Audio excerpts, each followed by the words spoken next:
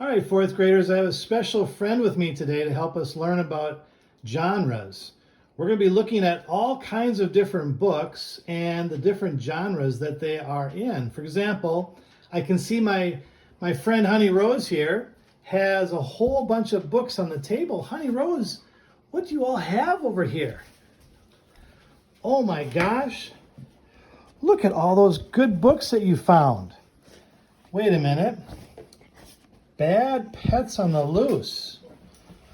Is that somebody that you know right there, Honey Rose? That doesn't look like a very good book. Oh, but I like this one, Honey Rose. Ellie's Story. I wonder what kind of a book that is. You know what? We're going to find out about all these books and what kind of categories they fit in, because every book fits into some sort of category, whether it's this one here, What Was Pearl Harbor, or one of those dog stories that we found, Ellie's Story, or the one that I think kind of fits with maybe some of your friends, Bad Pets on the Loose.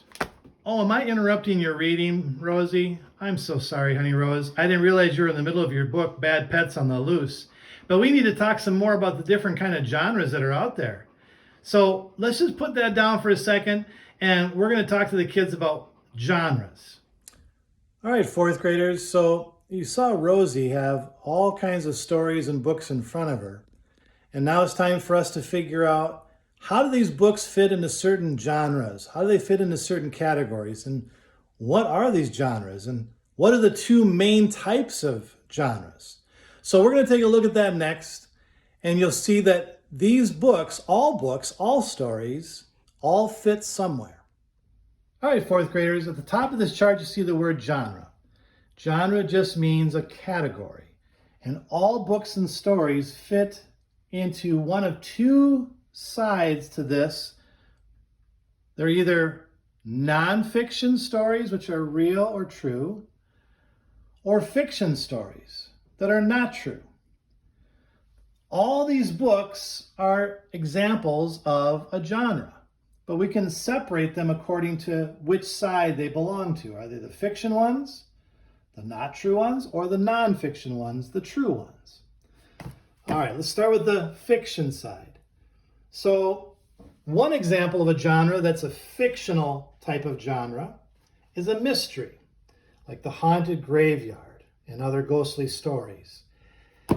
Mysteries are make-believe or not true stories. Sometimes they're based on what people believe to be true. You might have some that are a little bit based in fact, but mysteries generally are fiction. They're not true. They're make-believe, just for fun kinds of stories. Then we have some really old-fashioned stories like folk tales and fables, and those are not true as well. Paul Bunyan, stories like that are fiction. But there's sometimes, like these next two, historical and realistic fiction, where you could swear that it might be true. It's based on a little bit of history or based on something that seems real, but it's actually make-believe. There isn't a real character by that name, or there isn't really these things that happened in that story. But they sure feel like they could be true. So they're called realistic fiction or historical fiction. And then number 5 that I listed there is probably one of the more popular ones nowadays, like the Dog Man series.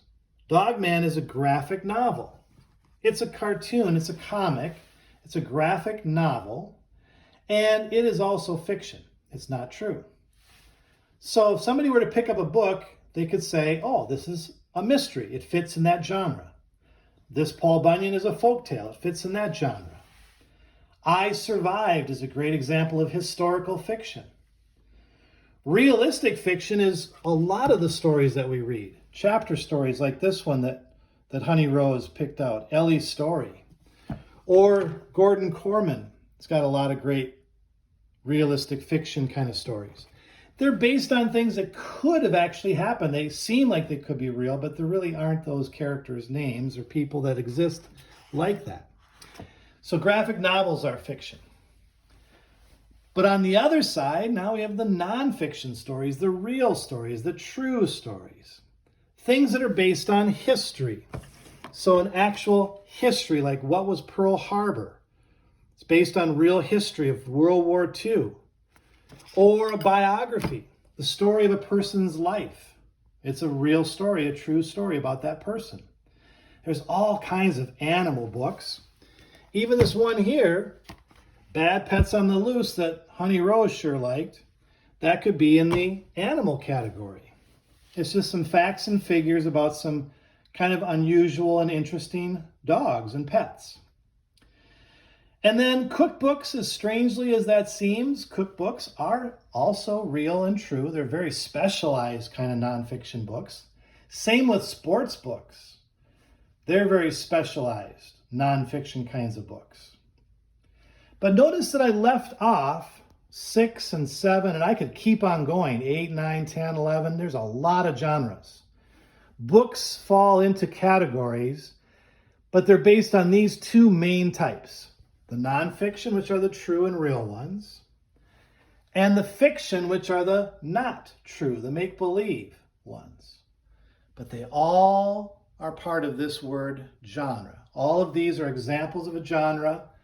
These are examples of a genre. They're categories that books fit in. Today you're going to work on an activity where you're going to try to figure out where you think certain genres belong. Are they part of the nonfiction side, or are they part of the fiction side? And this graph or chart right here, this might give you some clues already to help you figure that out. All right, when you're ready, then you're going to move on to that activity to see how you can do on that. I will see you tomorrow.